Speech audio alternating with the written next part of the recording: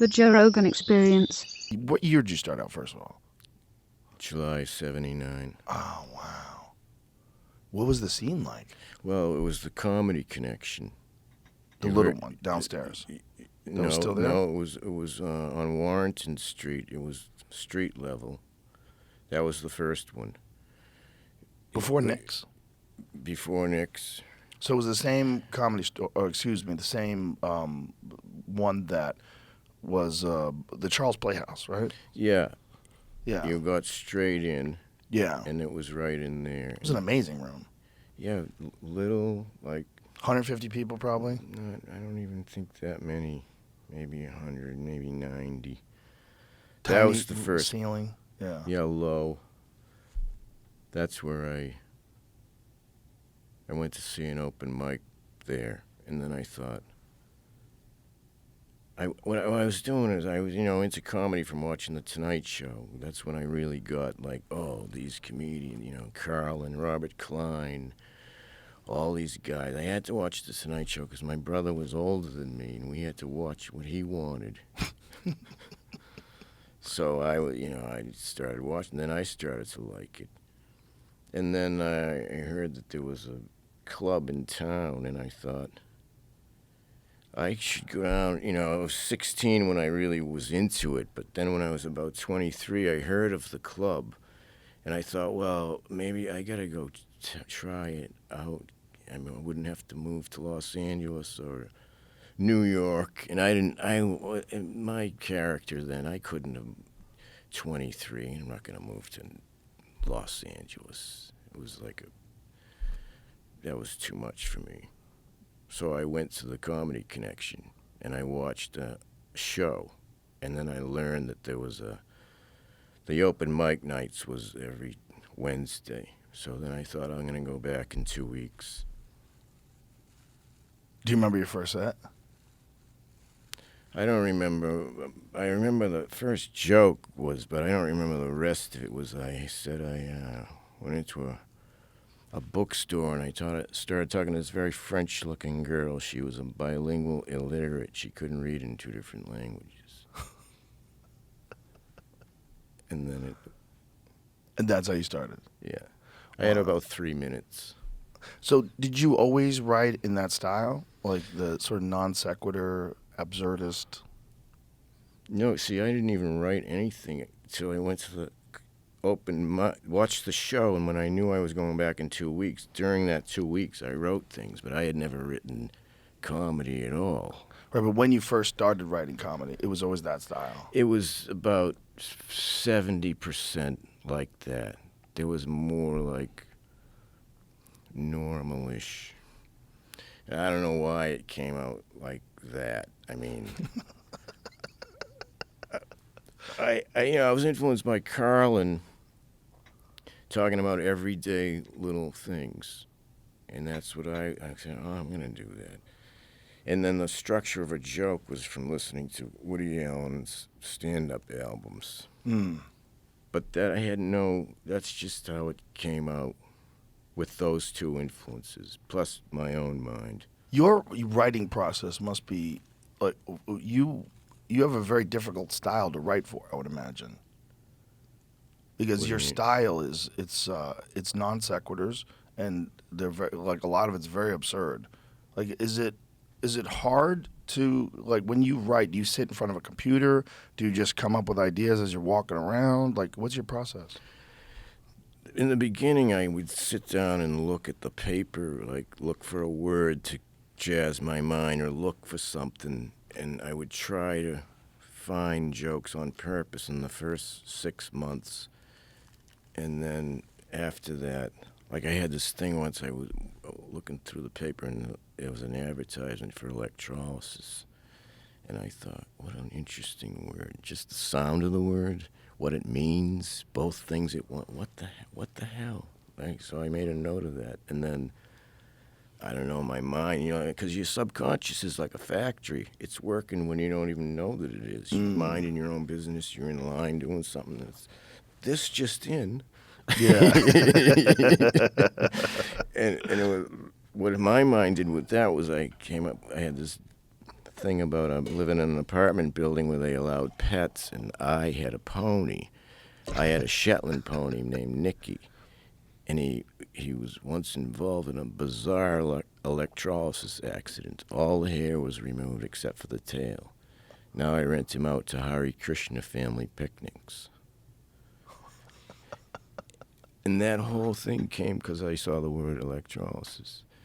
So I would try to find things on purpose, but then after a while, my mind was, I would just notice things, because I think comedy, all art is based on noticing what's around you.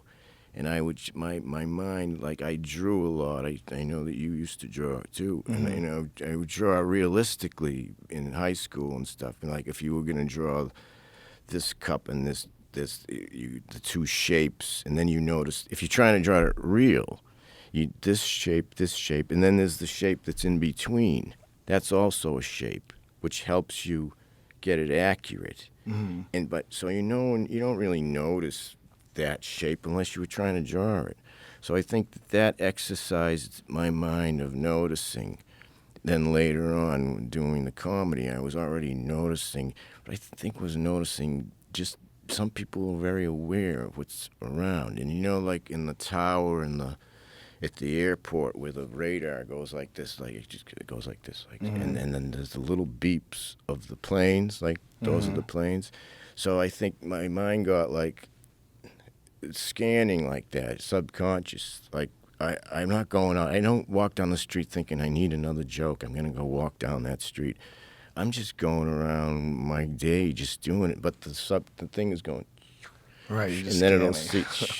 it'll see a word. It's like, Yeah. oh, maybe that. Oh, okay, and then like write it down. And I think of the joke. The wording comes pretty fast, like like in a minute. It's like, because in my mind it can only be one way it can be written, and then I just would write it down and then go on with what I was doing. But the noticing never stops. Don't you think what you do is you're reacting, right? You're talking about the world, but you have to really see the world. Yeah. You have to really see the world. Top quality. You can't get better than those guys. You can't get better than those guys. And really laugh out loud. I think ever. I think ever of all my years of comedy. I mean, it's hard now because you go back and watch it now. It's like you got to realize it's a totally different time in the world. It's not our culture. It's a different culture. It's the culture of 1980s. Things were more risque. They're more like when you said things, they were more shocking. And a lot of that stuff's already been said so many times now that if you go back and listen to it, it's like some of it doesn't really hold up the same way. But for the time, in those days, those guys were the cream of the crop.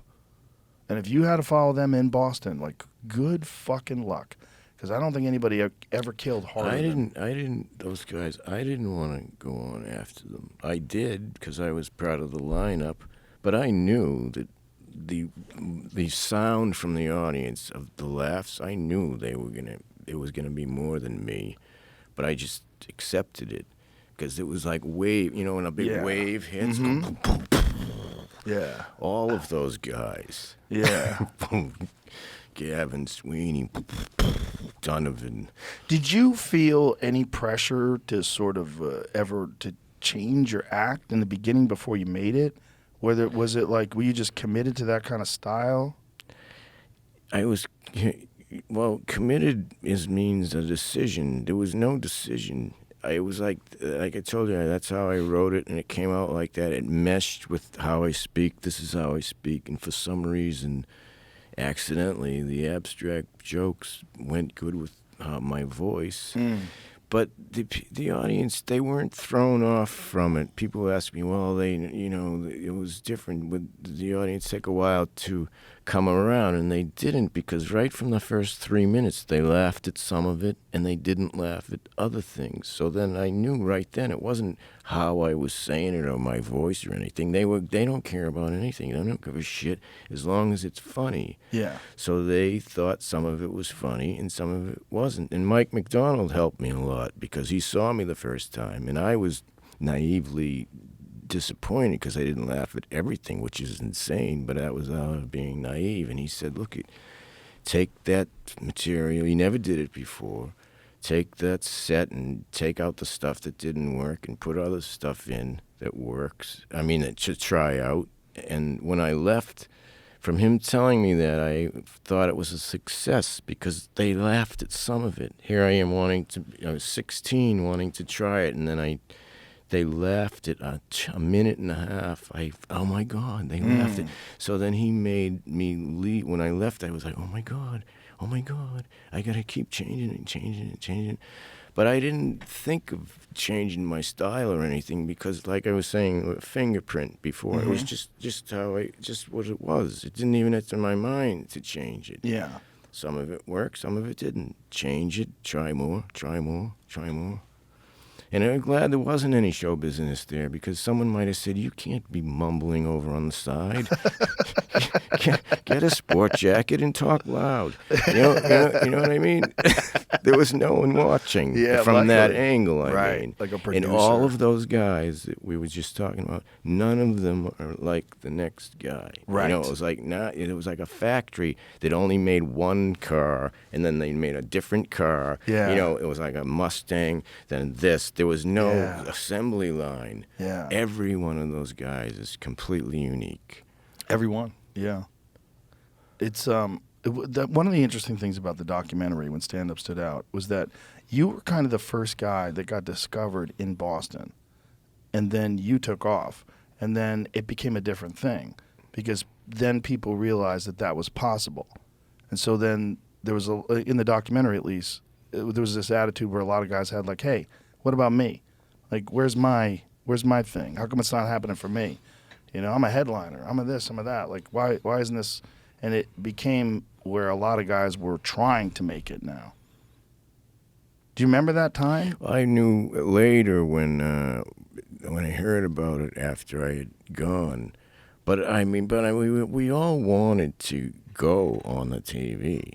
Like, I mean, that everyone wasn't doing it just to be doing it in Boston. I wanted to someday go on TV. I had no idea how I would get there. And then I got a lucky break because Peter LaSalle came to Boston and he saw me in the club. Because there was an article about the Ding Ho, and a freelance writer wrote about it and went into the L.A. Times, this weird comedy club, Chinese restaurant. And then he read it, and then he went back east looking at colleges for his kids were getting out of high school. They did a summer trip to Boston and New York to look at schools. And he remembered the article, and he called up the club. I'm going to go in, and and then he saw me, and then I went on there. So I got a very lucky break. But I know you're talking about, like, I mean, I was just insanely lucky. And then, but that Fran's movie, I mean, he never even made a movie before. Right. He never made a movie. I know. And that was a very interesting thing because, say we were all rowers. Like, a row guy is not going to make a movie.